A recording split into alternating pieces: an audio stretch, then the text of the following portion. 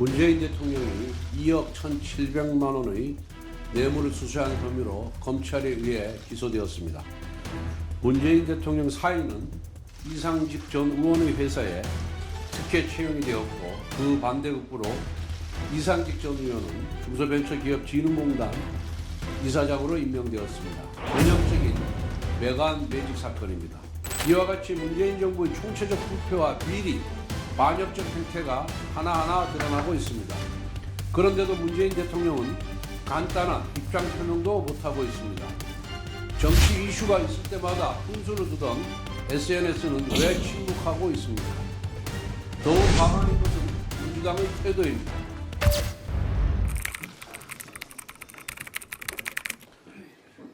문재인 대통령이 2억 1,700만 원의 뇌물을 수수한 혐의로 검찰에 의해 기소되었습니다. 문재인 대통령 사인은 이상직 전 의원의 회사에 특혜 채용이 되었고, 그 반대급부로 이상직 전 의원은 중소벤처기업진흥공단 이사장으로 임명되었습니다. 전형적인 매간 매직 사건입니다. 그리고 얼마 전 감사원은 문재인 정부의 청와대와 국토부가 한국부동산원 통계를 최소 102차례나 조작했다고 발표했습니다. 정책이 실패했으면 정책을 바꿔야지 숫자를 바꿔서 국민을 속였습니다. 대한민국 대통령이 과거 사회주의 국가 독재자들이나 하는 짓을 했던 것입니다.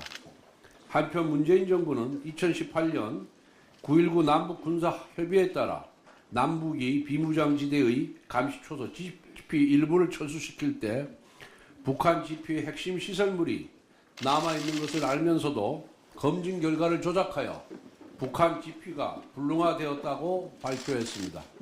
이와 관련하여 검찰은 문재인 정부에서 국방부 장관을 역임했던 정경두, 서욱 두 사람 등 6명에 대해 수사에 착수했습니다. 나아가 문재인 정부는 우리 군의 철수 허가를 받기 위해 유엔군 사령부까지 속였습니다. 주적 북한에게 남북 군사 합의라는 휴지 조각을 구걸하며 동맹국을 속이고 우리 군의 경계 태세를 무장 해제시켰던 것입니다. 이것은 굴종을 넘어 이적 행위입니다. 이와 같이 문재인 정부의 총체적 부패와 비리, 반역적 행태가 하나하나 드러나고 있습니다. 그런데도 문재인 대통령은 간단한 입장 표명도 못하고 있습니다. 정치 이슈가 있을 때마다 훈수를 두던 SNS는 왜 침묵하고 있습니까? 더욱 과감한 것은 민주당의 태도입니다.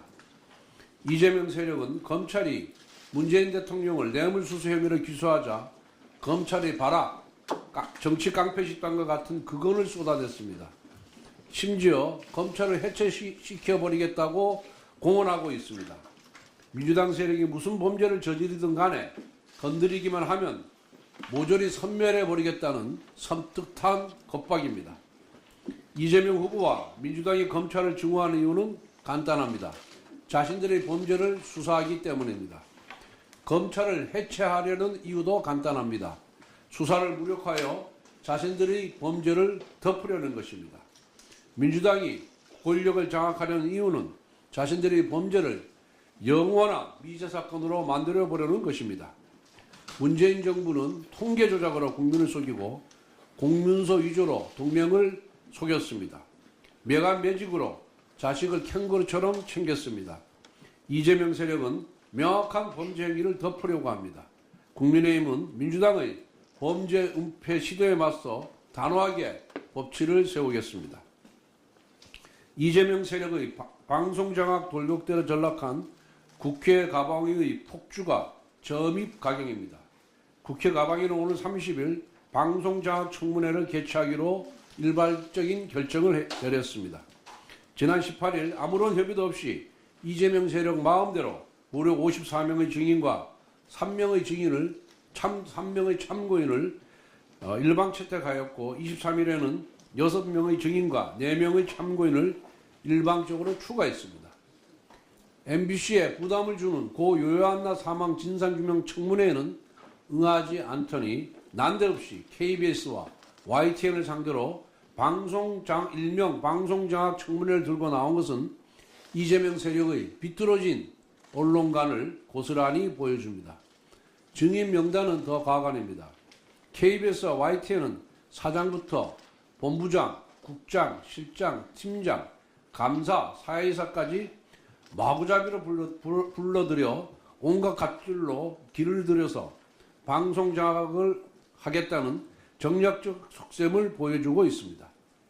이재명 세력의 30번 줄탄핵의 희생양이었던 이동관, 김홍일, 이준숙 방통위원장과 이상인 방통위 부위원장을 전부 증인 채택한 것은 끝까지 보복하겠다는 집요함을 드러냅니다.